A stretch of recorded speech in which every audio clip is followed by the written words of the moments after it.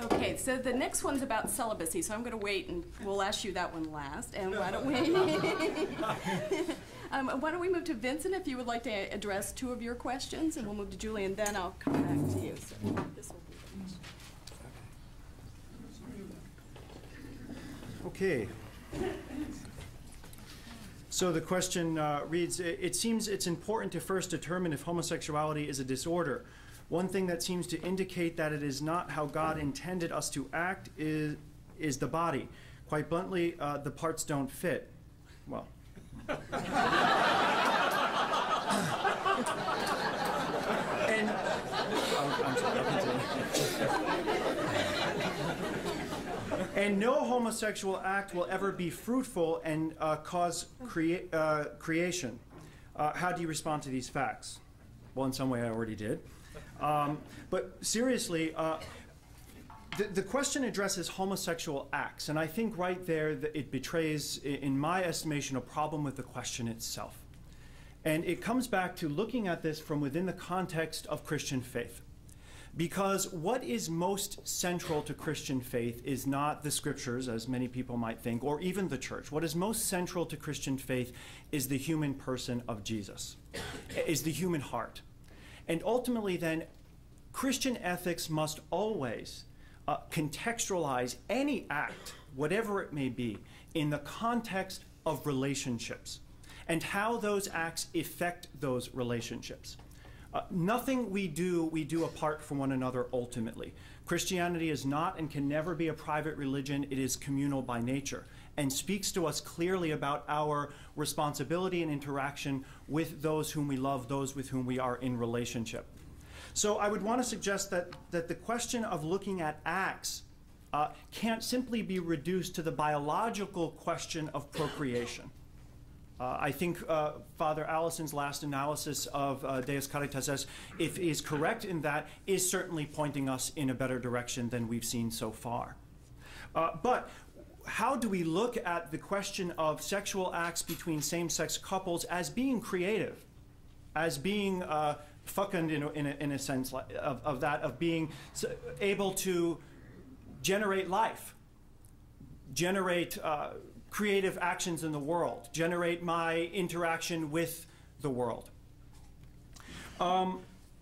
So when we look at the question of ethics, this question comes out of what I think is a heterosexist paradigm, which assumes that every act of creation must be always open to procreation in this strictly biological sense. So I think we just have to broaden the question to look at context. Okay, question number 2. I'll be honest, I'm having a little difficulty reading the handwriting, but it was, of the others, it was the best I could do, so I'll try my best. Please address how you hold the Roman Catholic Church responsible for the admittedly non-gay abuse of the most vulnerable in its roots. That is, how does the Roman Catholic Church cause this abuse, or is it possible it has other causes? Okay. Firstly, I would say in a general sense that the Roman Catholic Church doesn't necessarily have the best history of dealing with human sexuality well, period. So dealing with something like homosexuality, of course, becomes all the more complicated. And in some ways, this should be very surprising to us, because we, of all religions, speak about incarnation. And incarnation, if nothing else, takes the human body very seriously in a way that affirms and blesses and sanctifies. So in some ways, it is tragic that we have sort of taken a wrong turn in the road along these lines. So my first response would be that we need to start looking more seriously at human sexuality and getting over some of the hang-ups that seem to be often involved with the Christian discussion around that. The second thing I'd like to say to that is that the Church presumes, and I think falsely, that the charism, or if you want to say the call to priesthood, necessarily is inextricably woven to the call to celibacy.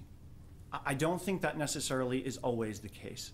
And what I think that results in, the sort of institutional expectation of that, leads very well-meaning men who enter the priesthood with a well-meaning attempt to remain celibate, but find that they don't have that gift. They don't have that ability, frankly, to carry that on through the course of their lives.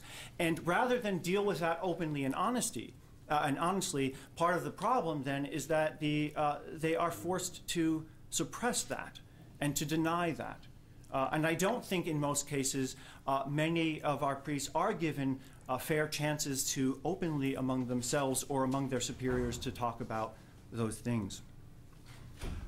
So I think the system, by expecting those things always to be connected, is part of the problem as well. And finally, I would say that I think there is in the system of the hierarchy, which is often associated also in this sense with patriarchy, there is a system of secrecy. And we have seen a system of protection. And that, I think, was part of the scandal that most people felt when the top blew off of this in the United States, was more so than individual cases, was the large-scale systematic cover-up of this. And that could only happen in a system that is not dealing with these questions openly and honestly with themselves or with the people who are the church. So I would say that those are some of the things that I was alluding to. Great, thank you.